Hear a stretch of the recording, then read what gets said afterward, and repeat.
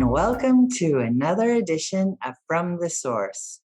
I'm your host, Elizabeth Johnson. Today, I have the opportunity to speak with the mayor of the village of Flower Hill. Brian Herrington is the current mayor of Flower Hill. Brian, thank you so much for joining us tonight. Thanks for having me. I really appreciate it. So our viewers would love to know just a little bit about your background, because this goes all through the peninsula to Great Neck and Kings Point and, all over. And not Sure. everybody knows you. So. No, absolutely. So, first, I'm a husband to my wife, Maria, dad to two kids who are middle school and elementary school. That's my first priority. And then I work for the Hawthorne Gardening Company, which is a subsidiary of the Scotts Miracle-Gro Company. So a lot of folks will recognize those local roots, of course. And before that, I worked for the New York State Attorney General's office, worked for Suffolk County Executive, and also a New York State Assembly member. So I have a political science degree. I went to Hofstra Law School at night, have both a public service and a private sector background. So that's very useful for the role of mayor. Yeah, definitely. And I think it was one of the reasons Elaine Phillips had asked me to come on the board. I had this interesting mix of experience, and I think it has been helpful. So have been on the board for 5 years as a trustee, and a year now, or getting close to a year as mayor. Now, you were deputy mayor before this role. Is that correct? Correct. Yeah, I served as former Mayor Bob McNamara's deputy mayor during his terms. When former Mayor Elaine Phillips got elected to the state Senate, Bob was the deputy mayor. He took over, and he asked me to serve as his deputy mayor. So I was really honored to do that. It gave me a chance to learn a lot more about the village and how it operated. Oh, and now actually, Elaine Phillips is running for Nassau County Comptroller. What do you think of that? It's great. Listen, Elaine is a good friend. She did great things for the village of Flower Hill, served us well in the state Senate, and I expect her to do great things for us should the voters choose to elect her to the county comptroller position too. I think she's really suited for it with her background, actually in the private sector as well, with her finance background. Yes, she has quite a few talents that I think would help that particular role, especially nowadays. It's really under a microscope. Yeah, definitely. So you had the privilege of running the village during a pandemic. But before that, I mean, as assistant or deputy mayor, you were underneath Bob McNamara. His death was a big blow, I think, to the village. How did you feel about that? Yeah, it was absolutely terrible. It was heartbreaking at the time. We were in the middle. COVID had just started. I remember it clearly. We had a board meeting earlier in the week, and talking to Bob over the next couple of days, he wasn't feeling well, and just how quickly it happened. He was a friend and mentor to me. He was just an all-around great guy. I still run into village residents who are like, they miss him. He would drive around and stop and talk to people and ask what was going on. It was a huge loss to the village. He had institutional knowledge, and he had a great passion for his community. So, we really need more people dedicated like that to the community. It was a really big loss. So during that time, I know that there was an election scheduled also. And that election was pushed off because of the pandemic. And all of a sudden we realized, hey, COVID's not going to go away, and it's worse than we think it is. I know there was a heated contest between you and another individual. How did that how did that turn out? I mean, what was I know you were running against a woman, and I forgot her name. I'm sorry. Right. That's all right. Yeah, listen, I mean, it was right. Nobody had been through a pandemic before, right? It was just trying to deal with that part of it was so challenging.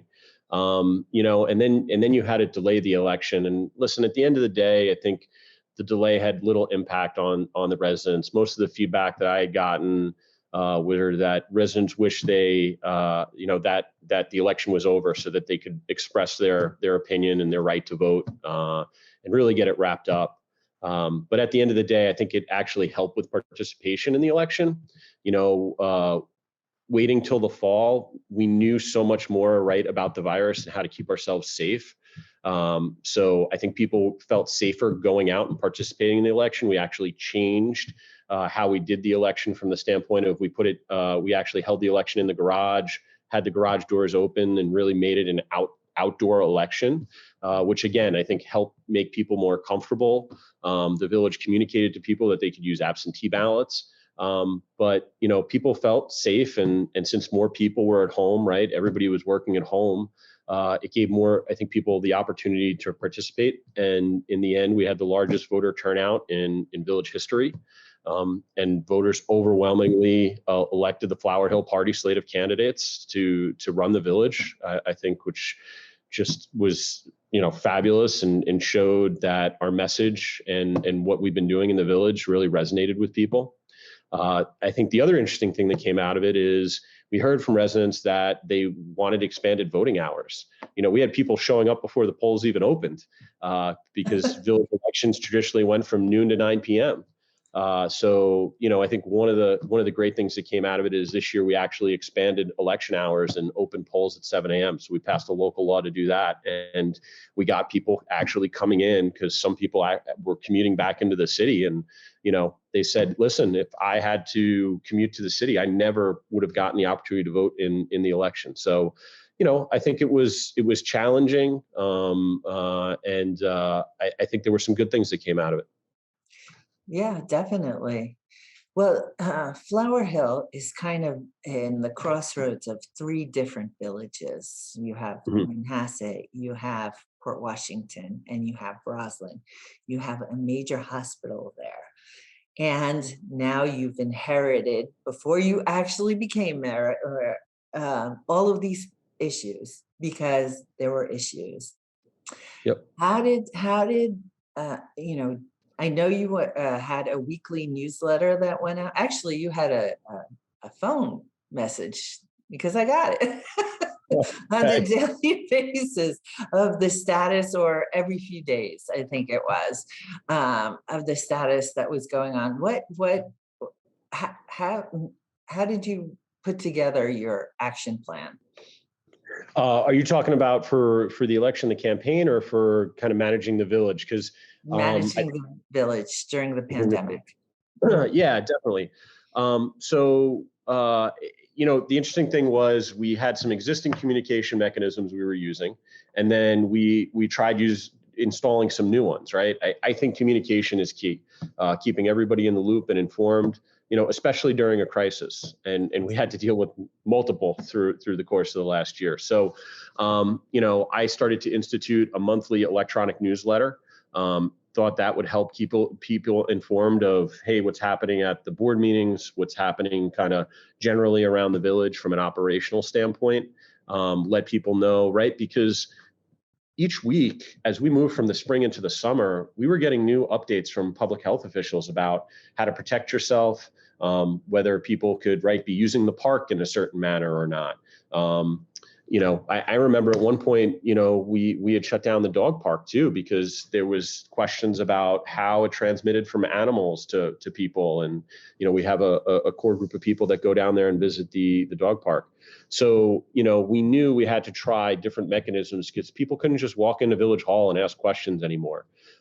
So instituted a monthly mayor's electronic newsletter. We also had previously a quarterly paper newsletter that we mail out to everybody. And then we have a code red system that allows us to put automated phone messages out. Right. So, people can get turned off by those though, right? So you got to be really careful about how you use them and not overdo it. So I'd say during COVID, we tried to use the other channels as much as possible. And if it was a really critical update, we might give a phone message.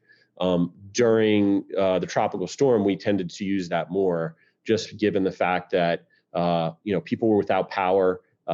Every day we were getting different information from PSC&G, and I think there was a much different level of communication that needed to happen. In addition, we started to use our Facebook page more to get out information as well and share information with the community. So we're trying to use different measures of communication and connect with people digitally. One other thing we did was that we actually updated our website to have more information on the landing page. So besides meeting minutes and agendas, we also put up a COVID section where we could kind of put updates up there as well. So, we're trying to figure out what works best with our community. And I think what we're finding is different people like different forms of communication. So you really got to use all of them.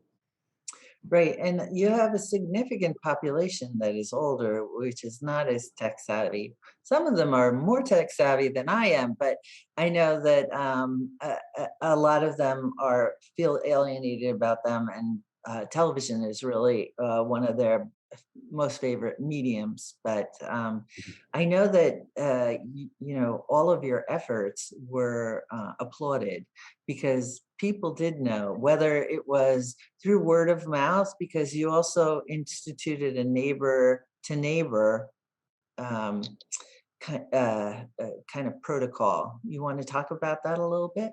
Yeah, I think this is one of the great things that got implemented last year. And a lot of thanks to our village staff for helping implement this, but also trustee Claire Dorfman and Gary Lewandowski for working on this. We created a community Flower Hill, what we're calling the Flower Hill Volunteer Corps, right? And what we realized, especially during COVID, is our code enforcer would check up on seniors in the community, and given COVID and people couldn't, he can't be there 24 hours a day. We needed to expand our ability to stay in touch with people. So we reached out to our community and said, hey, there's neighbors in need who can't go to the grocery store, that may need help just getting stuff done around the house that they can't have people come and do, and need to do it in a safe manner, right? And then that rolled into the tropical storm, and just again, checking on people, make sure they had what they needed, that they weren't in need of any type of critical care. Because you have family members that maybe don't live close by and can't go check on people. So we put together a list of people who are willing to volunteer and check up on their neighbors, and help provide services. So we had neighbors who were going and picking up food from the grocery store and dropping it off at people's houses on their doorstep, so that they didn't have to go put themselves at risk. We had folks just checking up to make sure people were okay. And to me, that's the core of what Flower Hill is about. Like, this is what this community is about. And to see that type of turnout was really great.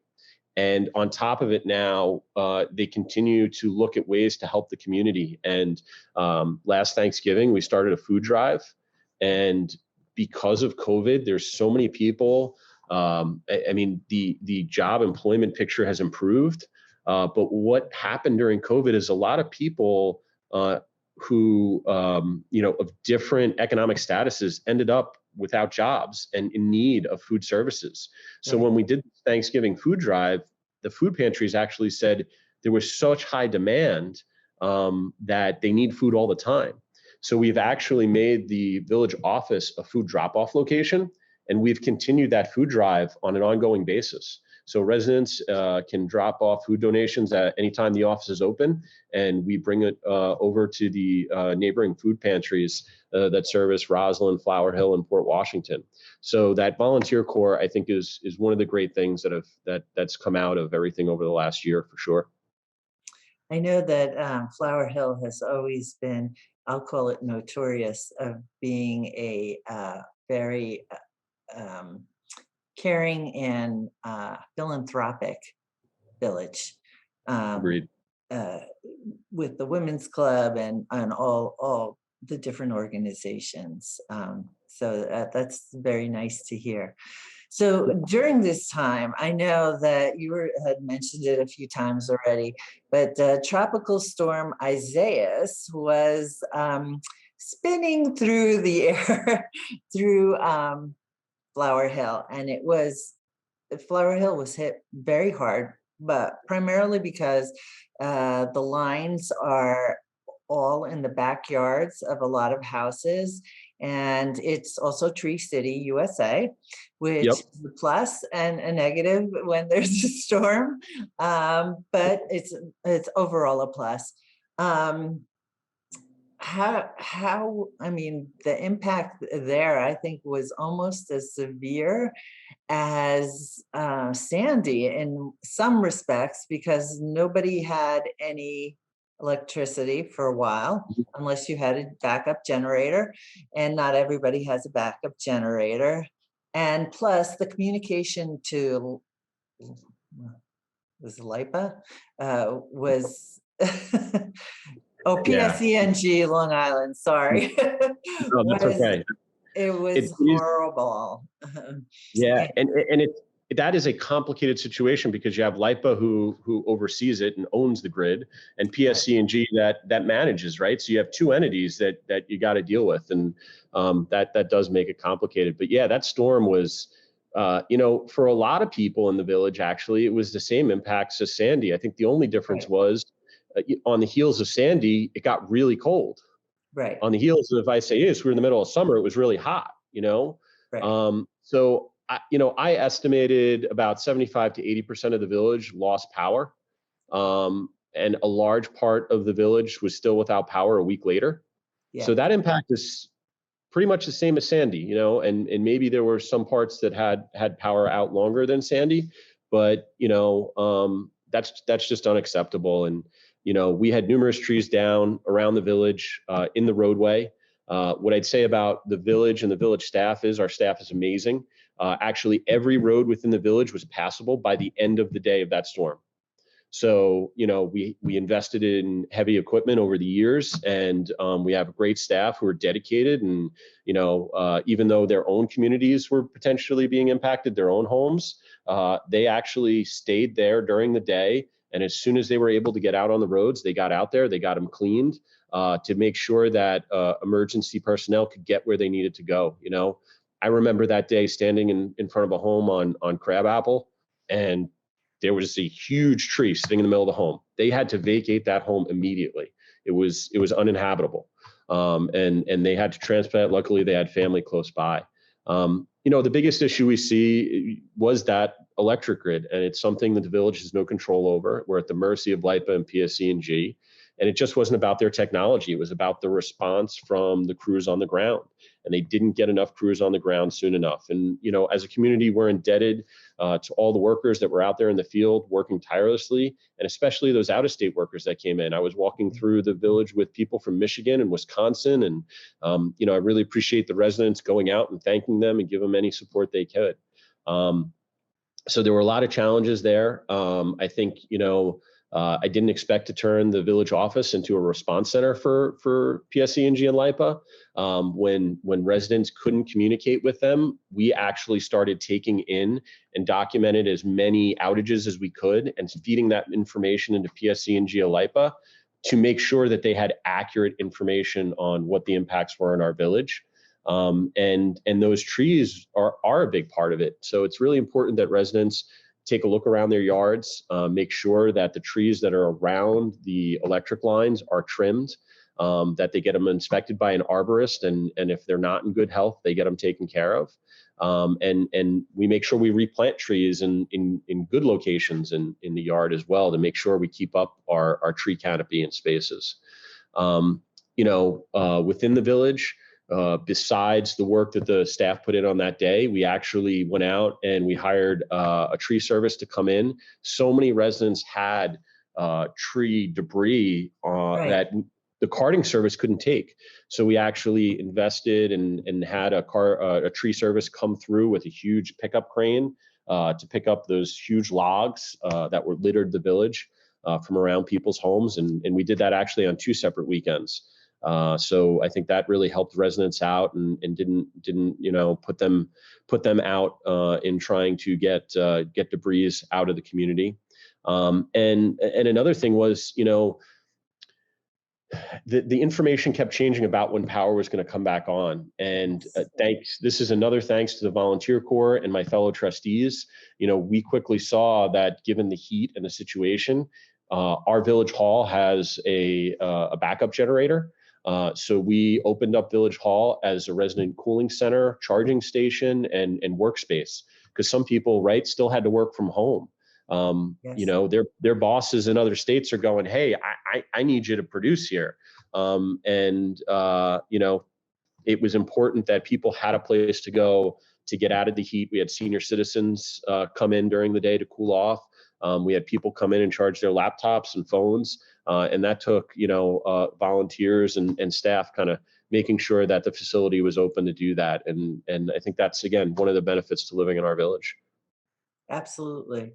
I remember the first, Sandy, and it was a major election, and I happened to be working on the election in the village.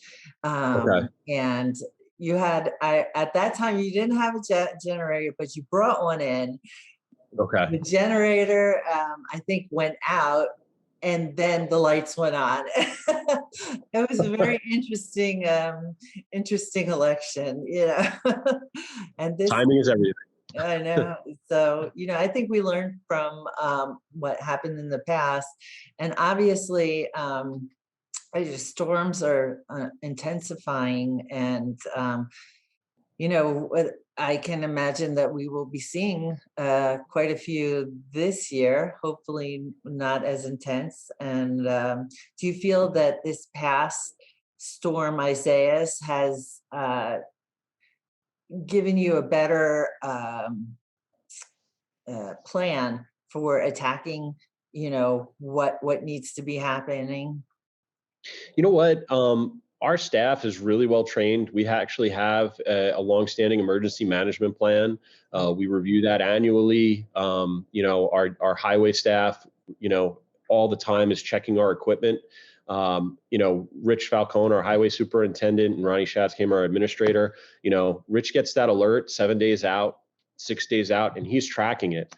So they're going through, they're making sure all our equipment is ready. They're making sure our generator is up to snuff. So I think, luckily for me, being a new mayor in that situation, having a really good staff and a really good plan in place helped. But collectively, we all did learn a lot from it. I think it's always be prepared. Nobody take a storm lightly. I think people talked about that tropical storm, right? Only being around for a little bit. It was Right. weaker than Sandy, right? And I think people let their guard down. But when you look at what the impacts were, and people having power out for the same amount of time as they did in Sandy, or maybe longer, there were some people who had it longer.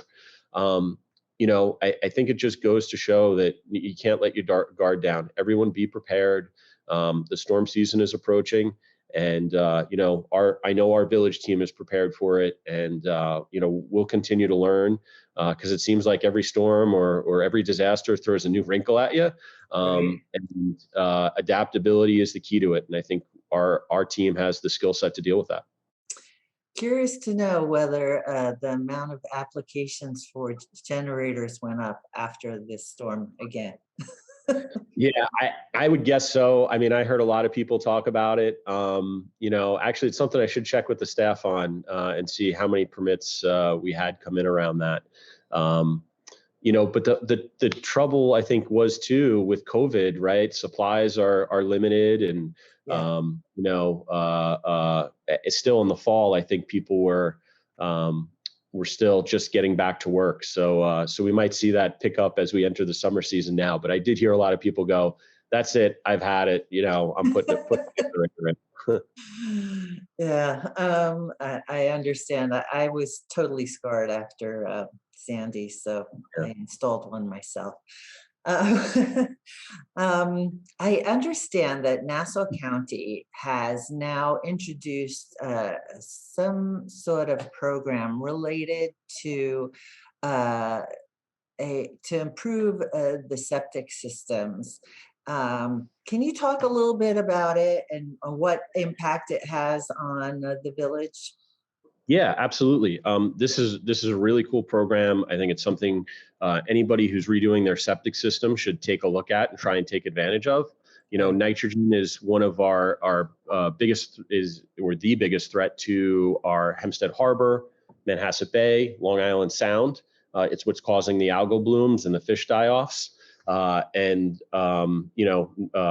Nitrogen pollution from septic systems and cesspools is the number one contributor. And so there are new technologies that have been developed that take more nitrogen out of your septic system, preventing it from leaching into not only, actually, I should say it's not only our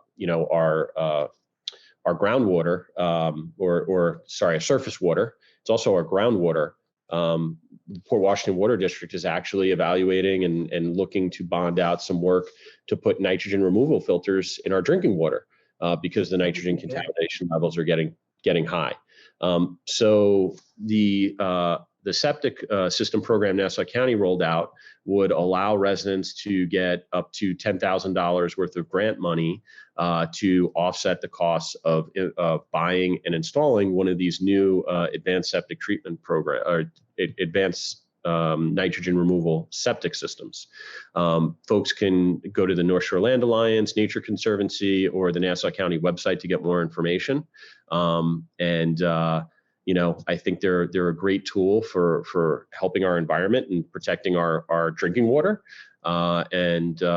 We're encouraging any new building, any new construction, home construction in the village to take a look at it. And if you go to the county, my understanding is if you go to the county with a plan to install one of these, you can go and try and secure that grant funding. So it could offset your costs as well. And if you're going to put in a septic system anyway, might as well try and reduce some of your costs around it. Now, I know that septic and cesspool are a little bit different. Does it also apply to cesspool? No, this is just for septic systems. Yep.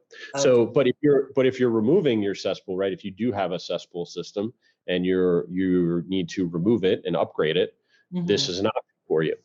Oh, there you go. Okay. Yeah. Great.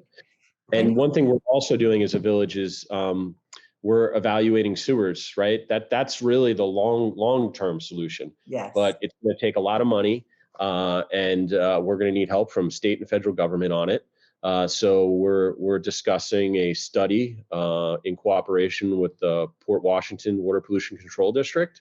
We're not making any decisions and committing the village to do it. But we're not going to know if we can, how much it'll cost, and if it's going to be effective for residents until we do a study. So we hope to get that moving here shortly, but we've been having lots of discussions around that too. But for now, folks should go and check out that septic grant program from the county. Right. I know that this year, one of the changes that our governor has put in place is that marijuana is now will be able to be sold as recreational marijuana. And I know that the villages have their own discretion different from the town of North Hempstead. I know that your company, you have recused yourself from this, but what is the board doing about recreational marijuana? The village is currently holding public hearings. The board has proposed an opt-out to host cannabis operations in the village, and so they're hosting public hearings on that. And residents can come to the board meetings over the next couple months to participate in that, and we encourage that for sure. That's great. That's great. One other thing that I understand is that you have, as a village, again, received the designation of Tree City, USA. And Yep. how did you guys manage that? I know you cut down a lot of trees, but I think you planted a lot more.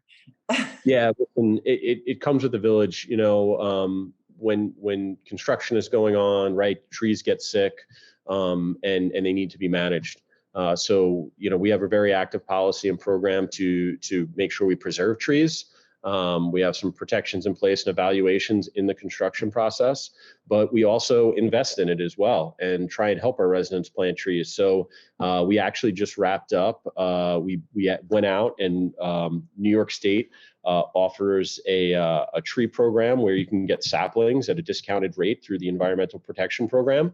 And so the village went out and we bought about I think it was 300 saplings, and we held a sapling giveaway program where residents could come.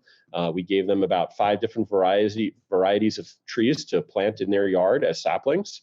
Had a great turnout. I think we ran out of them by 11 o'clock in the morning, and got those out into the community. And that helps us keep our Tree City USA status.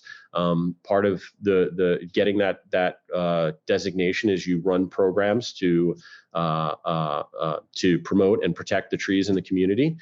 So that's our program to do that. We're also actually evaluating reinstalling a program that we ran several years back on planting trees in the right of way too. We've had several residents inquire about it. It was a program we ran years ago. It kind of fell off in participation, and we've gotten some inquiries. So we're looking at doing that again. But given that we had a lack of interest in it, we tried a new program, and it was a great success. So again, this is like the communication program I said, right? People like different formats and different options, and we're going to continue to do that and continue to keep that Tree City USA status. It's really a great designation, and I think that you go around Flower Hill and you see the tree canopy, and it's part of who we are as a village, and we want to retain that and make sure it's there for generations to come. Yeah, that's wonderful. I just love it walking the streets of the village. It really is beautiful. You've done so much in government. Have you ever considered running for a different office, or perhaps a higher office? I had to Absolutely. ask. No, it's fine. I get that question a lot given my background, and I will tell you, absolutely not. I have done politics. Actually, when Elaine asked me to come on the board, I said no. I said, I've done politics. I have no interest. I have young kids. And she's like, no, listen, this is different. These are volunteer uncompensated positions. It's a very, very collegial community. There aren't like nasty elections and things like that. And I said, okay, I thought about it for a while. They had, I think, two openings on the board of trustees at that time. And for me, I saw it as a way to give back to my community. Some people go and volunteer on nonprofit boards. Some people go and volunteer for different organizations. I think given my background and my experience, I felt like it was my way to give back to the community and help, make sure that we had a community that my kids and everybody else's kids and everybody's parents could walk around and appreciate, enjoy the park, enjoy all the different features that we have in Flower Hill. And that's what I'm committed to. So I have no interest in running for any other office or position. So I do get asked about it, but I definitely don't have any interest. Well, you're doing a great job where you are, and I thank you very much for joining me today on the show and giving people a glimpse of who the mayor is. Well, thank you very much. Really appreciate you having me on. I hope you'll come back again next year. Absolutely. Anytime. Okay. Thank you.